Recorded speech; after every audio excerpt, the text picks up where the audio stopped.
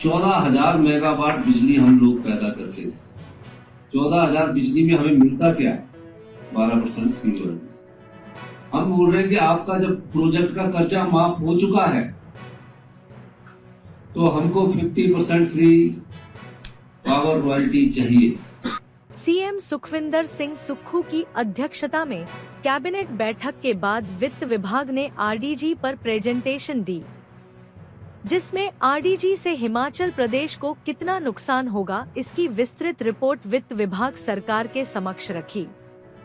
बैठक के लिए सरकार ने विपक्ष को भी आमंत्रित किया था, लेकिन नेता प्रतिपक्ष ने पहले से तय कार्यक्रम के चलते असमर्थता जताई थी। प्रेजेंटेशन के दौरान कांग्रेस विधायक व आला अधिकारी मौजूद रहे। प्रेजेंटेशन में वित्त विभाग ने बताया कि हिमकेयर पर संकट, डीए एरियर के भी लाले पड़ सकते हैं।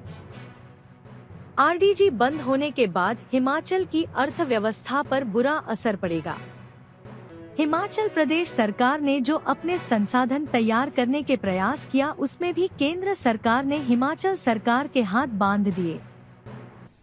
और प्रदेश की फाउंडेशन जो 40 साल से बिगड़ी हुई थी, उस व्यवस्था को हमने स्वरूप दिया। और मुझे खुशी है कि हमने उन नीतियों को अपनाया जिससे आम जनता को नुकसान नहीं हुआ, लेकिन जो जनता की जो संपदा का धनवान लोग थे, जो इनकम टैक्स में बड़े बड़े होटल बिजनेस लाते थे, उनको हमने न्यूट्रलाइज करके उनसे हमने अनुदान को कम किया। और इस दृष्टिकोण से हमारे को कुछ फायदा राज्य के खजाने में हुआ। अब राज्य की संपदा किस प्रकार से बटी होती है? हम कोर्ट से केस आ जाते हैं, हम पैसा दे देते हैं। व्हाइट फ्लावर हॉल का हमको केस जीते।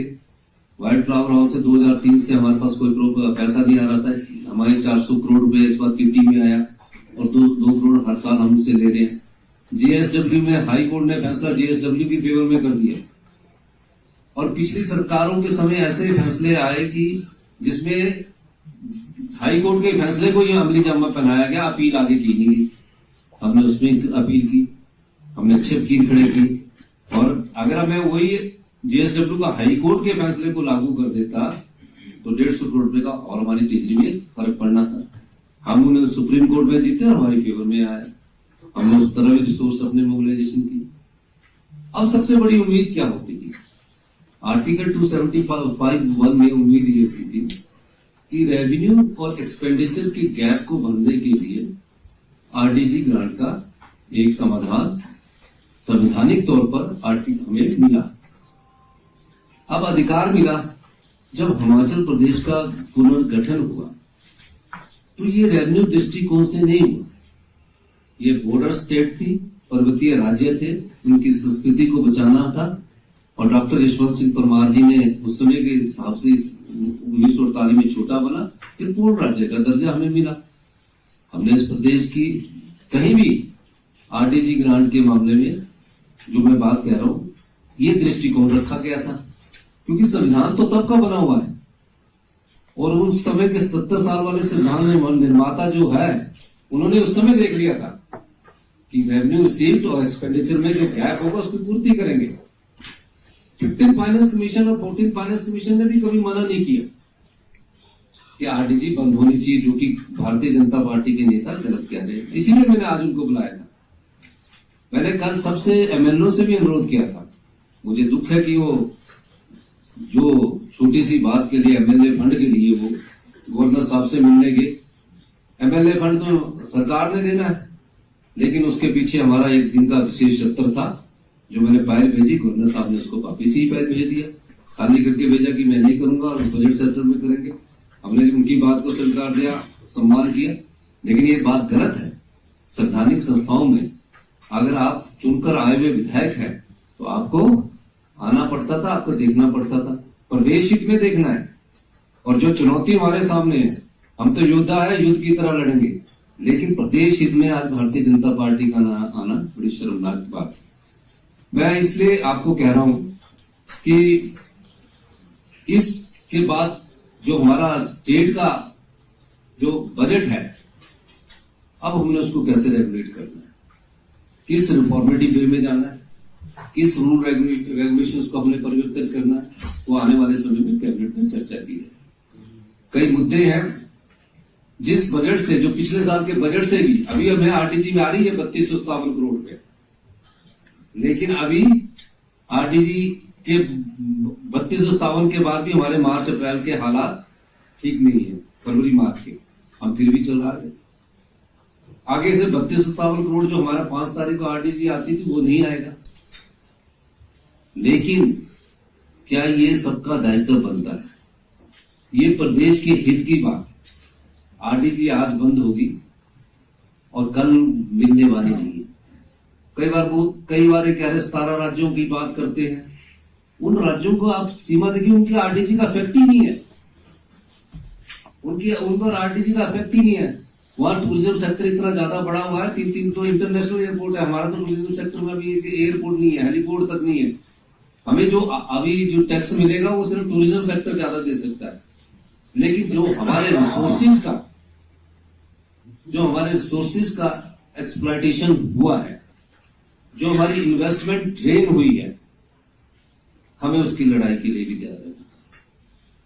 कैसे इन्वेस्टमेंट ड्रेन होती है और कैसे रिसोर्सिस को हमारे जो बड़ी पब्लिक सेक्टर कंपनियों ने उसको यूटिलाइज किया। प्रदेश छोटा था, प्रदेश के पास संसाधन कम थे, पर प्रदेश के पास सबसे बड़ी ताकत जो थी वो बहता हुआ पानी है, जो हमारा सोना है। हालात अच्छे नहीं थे, पब्लिक सेक्टर उपक्रम आए, उन्होंने हमें 12% फ्री रॉयल्टी के रूप में फैसला किया, चाहे एसजेवीएनएल था, चाहे एनटीपीसी था, चाहे हमारा एनएचपीसी है। उस स्थिति को भांपा। प्रदेश जब विकास की दर पकड़ता है तो अपने रिसोर्स को देखता है। 14,000 मेगावाट बिजली हम लोग पैदा करते थे। 14,000 बिजली में हमें मिलता क्या है? 12% फ्री रॉयल्टी। और जब 12% हम यूनियन में रहते हैं, फेडरल स्ट्रक्चर में रहते हैं, जब एक प्रोजेक्ट की कीमत पूरी हो जाए, मान लीजिए एक प्रोजेक्ट अगर 1,000 करोड़ का बना है और उसकी 12 साल में पूरी कीमत ही पूरी हो जाए, कर्जे भी मुक्त हो जाए और लाइफ लोगों को बोले कि मैंने 12% देना है, तो ये हमारी इन्वेस्टमेंट ड्रेन हुई है, हमारी एक्सप्लॉयटेशन हो रही है, हमें हमारे राज्य की संपदा को लूटा जा रहा है। हम बोल रहे हैं कि आपका जब प्रोजेक्ट का कर्जा माफ हो चुका है तो हमको 50% फ्री पावर रॉयल्टी चाहिए, क्योंकि जो रॉ मटेरियल वाटर है और उसका फिनिश्ड गुड इलेक्ट्रिसिटी है, यानी कि जो कच्चा माल है वो पानी भगवान ने दिया हुआ है, उस पर कोई कॉस्ट आपकी लगनी नहीं। अगर आप थर्मल पावर प्रोजेक्ट लगाते हैं तो उसकी ट्रांसपोर्टेशन लगती है, माइनिंग लगती है, उसके आधार पर वो टैक्स लगाते हैं और टैक्स के बाद उनको स्टेटों को रेवेन्यू मिलता है। हमको यहाँ टैक्स भी नहीं लगाने देते, हमको यहाँ नेशनल इंपॉर्टेंस का नाम लेकर बोल देते हैं। तो हमने उन प्रोजेक्ट से अपने संसाधन को बढ़ाने की कोशिश की है और हम आने वाले समय में अपने संसाधन इस दृष्टिकोण से बढ़ाएंगे, क्योंकि 5 नदियां ओरिजिनेट होती है हिमाचल प्रदेश से। इकोलॉजी के रूप में हमने Indian institute of forest management से सर्वे करवाया, 90,000 करोड़ रुपए की हम वायु पानी की सेवा पूरे नॉर्थन इंडिया की